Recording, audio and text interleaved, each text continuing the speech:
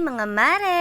For today's video, samahan nyo kami sa ganap ngayong araw. Birthday na nga ni Kalbo bukas mga mare, kaya naman maaga nga kaming umalis si Daddy para nga tumingin ng manok. Sa Rosa nga kami pupunta at doon nga daw may nagtitindang mga manok. Fast forward, nakarating na nga kami at dito nga lang ito sa pagbaba ng tulay. Nagulat nga ako at medyo mahal na rin pala ang manok ngayon. 150 nga ang isa niyan mga mare at bumili nga lang ako ng 8 piraso. Isa't kalahating kilo naman nga daw yan pag nga daw kinatay, kaya naman okay na nga kako yun. Nang makapili na nga kami ng mga manok mga mare, agad na nga rin kaming umalis at dumaan na nga kami dito kila Tita Edna. Dito kasi namin papakata yung mga manok mga mare at dito rin iluluto ni Tita. Hindi na nga rin kami nagtagal kila Tita, hinatid nga lang namin yung manok. After nga nun, umuwi na nga rin ako at papasok pa ako sa trabaho. Pagkadating ko nga, nag-urong na nga agad ako dito, tagasikaso ng mga kailangan gawin. After ko nga mag-urong mga mare, ito nga hinugasan ko nga lang itong sitaw. Medyo iba nga ang tiyan ko ngayon mga mare, kaya naman kagabi bumili nga kami saging at itong Gatorade. Nang maluto na nga yung sinaing, ito nga sisigang ko na nga itong adobong sitaw. After nga ng ilang oras, maya-maya pa nakaluto na nga rin ako at after ko nga magluto, nag-asikaso na at pumasok na nga sa trabaho.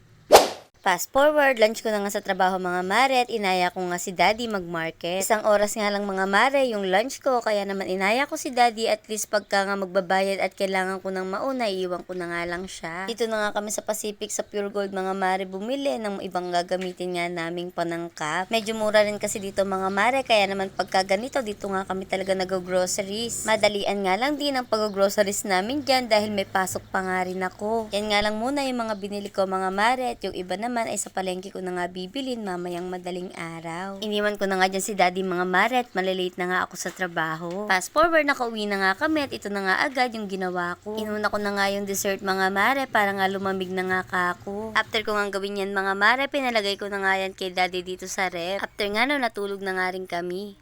Kinabukasan bandang alas 3 nga ng madaling araw mga mare, pumunta na nga agad kami dito sa Sangitan. Yun nga lang ako napunta rito ng ganitong oras. Ang sarap pala talagang mamalengke pag ganitong oras. Ang traffic pala dito pag ganitong oras. Pagkabili nga namin ng gulay mga mare dito sa gilid-gilid, papasok naman nga kami dito sa loob. Sobrang daing tao rin kasi dito mga mare, kaya naman yung parking namin kay layo-layo. Dito nga bumili na nga muna kami ng mga seasonings. Sa totoo lang, iba nga yung pakiramdam ko dyan mga mare at hindi ako makakilos ng maayos. Puyat kasi ako mga mare at medyo masama nga rin yung pakiramdam ko. After nga namin bumili ng mga panahog mga mare, dito naman nga kami sa inyog. Syempre kaldereta ang lulutuin, kaya naman kailangan ng inyog. Nagpasabay nga sila Madam Juby na bumili nga raw ako ng prutas nila, kaya naman nakisingit na nga akong bumili. Ginulat ko pa nga dyan si Tita Edna pero hindi naman nga nagulat. Bumili nga si Tita Edna dyan ng pusit daw ni Tito Bear, kaya naman saktong-sakto nga tapos na rin kayo din yung inyog. Okay na nga, tapos na nga kaming mamili mga mare, kaya naman bumalik na nga kami dito sa parking. Nadaanan nga din namin yung singkaman sa harap, kaya naman bumili na nga rin ako. After nga nun, umuwi na nga rin kami at maliwanag na nga rin. Tatapusin ko na nga muna yung video na to mga mare. Abangan ng part 2. Bye!